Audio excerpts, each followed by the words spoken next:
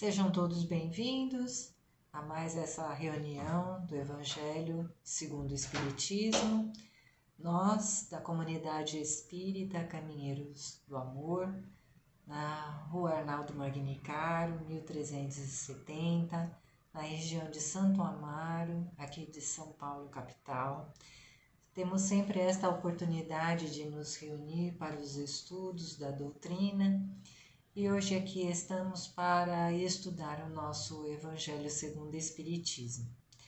Vamos assim pedindo a bênção do Mestre Jesus, da espiritualidade amiga, que possam aqui estar conosco, nos abençoando, iluminando o nosso pensamento, o nosso coração, para que esse estudo possa encontrar morada em nós, possa trazer boas reflexões, boas meditações, que a gente possa encontrar caminhos e dentro desses caminhos colocar em prática todos esses ensinamentos.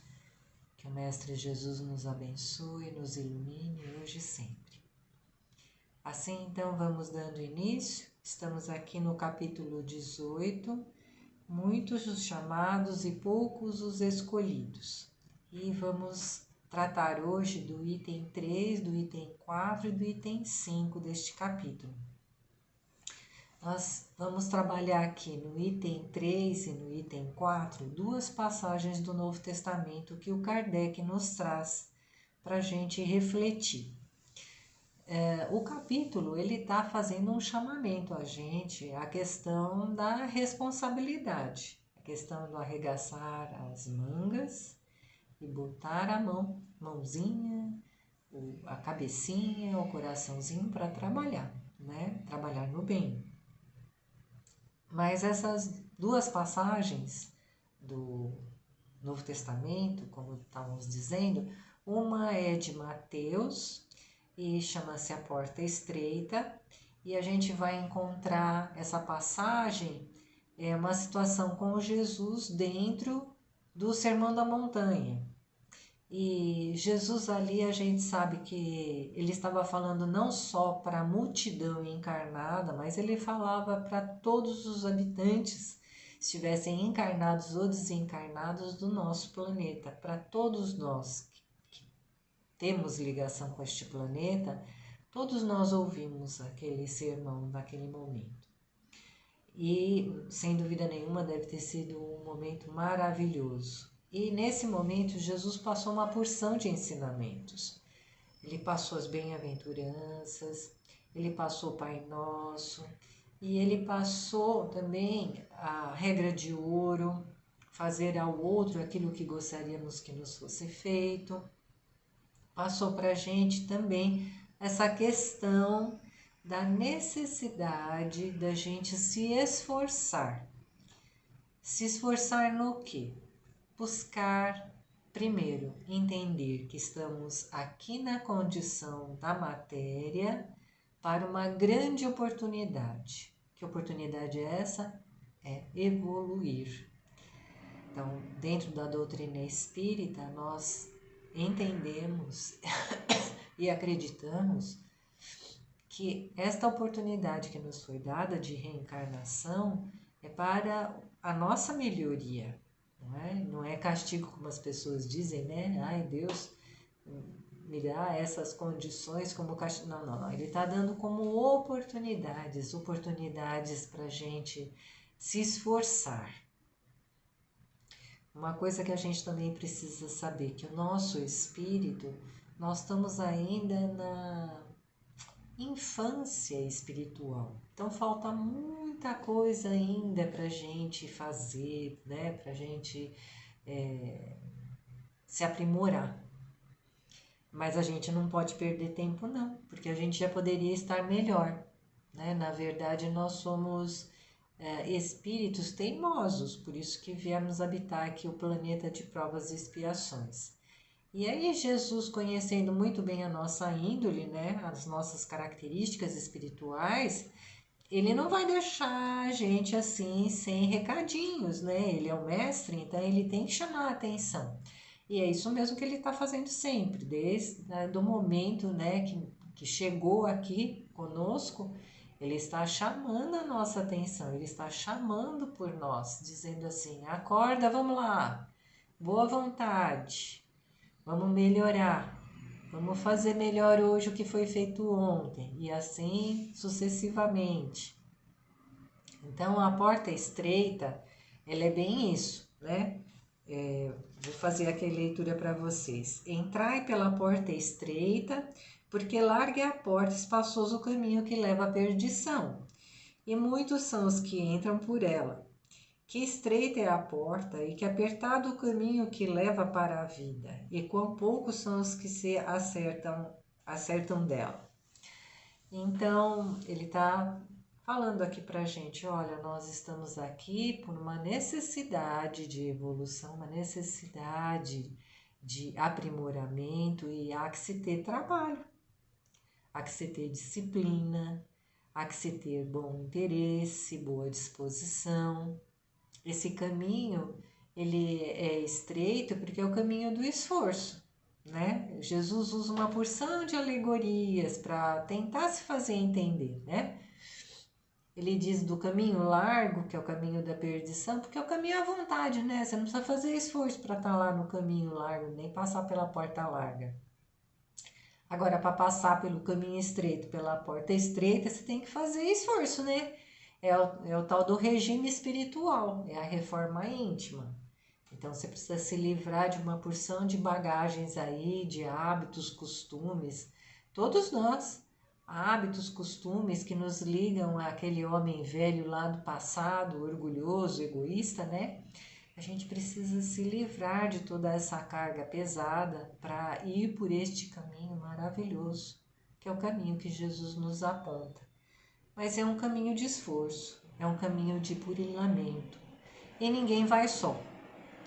Ao contrário do que muita gente diz, né? Ah, eu rezo, mas não vem a ajuda.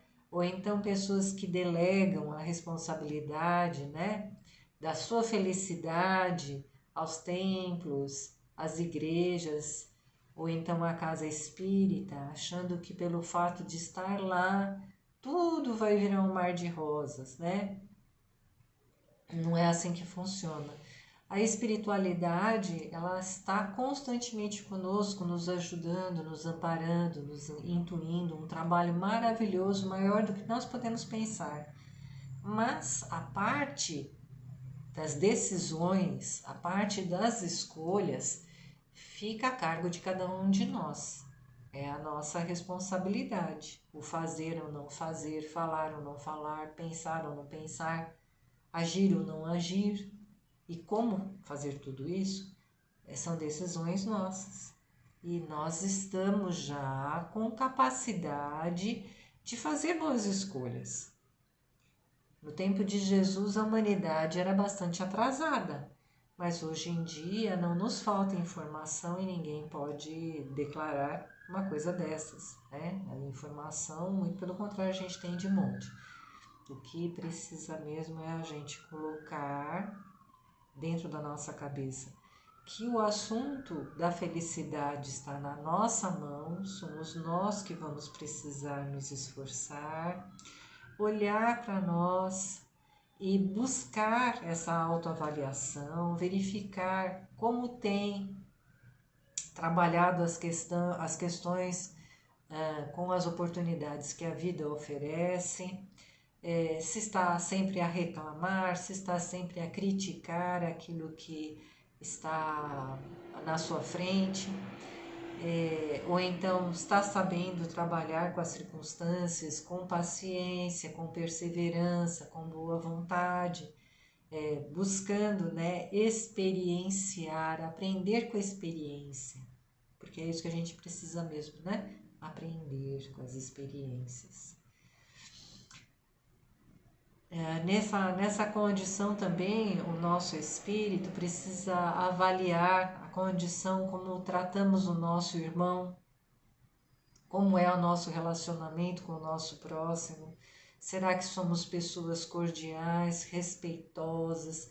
Será que somos verdadeiros em nossos sentimentos? Ou nós falseamos, parecemos ser bacanas, mas no fundo no fundo a gente tem aquele veneninho, né? Que tipo de relacionamento nós temos com os nossos irmãos?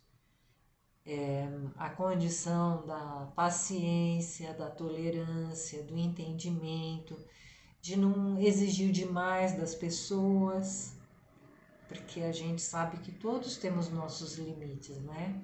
A gente tem o nosso limite e as pessoas também têm o deles.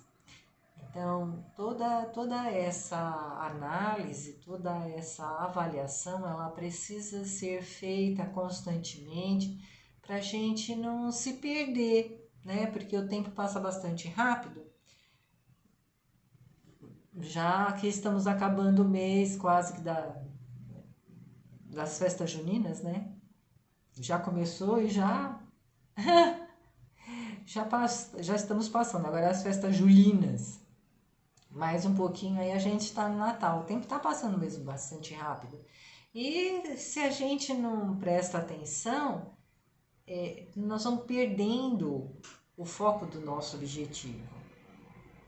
Ah, mas a gente não veio aqui para trabalhar, para ter a nossa família. Sim, a gente tem as nossas responsabilidades do mundo material, mas o foco principal, o objetivo é o nosso espírito. É o nosso espírito que está sendo observado, é o nosso espírito que está sendo posto em xeque pelas leis divinas diante de tudo que nos acontece. Na verdade, a profissão, o estudo, os ambientes sociais são palcos para que o nosso espírito possa se exercitar. Exercitar o quê? A inteligência, suas capacidades, as virtudes. E aí é a nossa pergunta: será que a gente está exercitando as boas qualidades? Né? Ou será que a gente está dando só margem ao desenvolvimento dos nossos antigos conhecidos, os vícios e os defeitos? Então, essa autoavaliação ela precisa vir conosco para que cada instante a gente tenha aquela condição de clareza mental, de observar a situação, se observar e prestar bastante atenção com a resposta que nós vamos dar para a vida e para todos que estão ao nosso redor, né?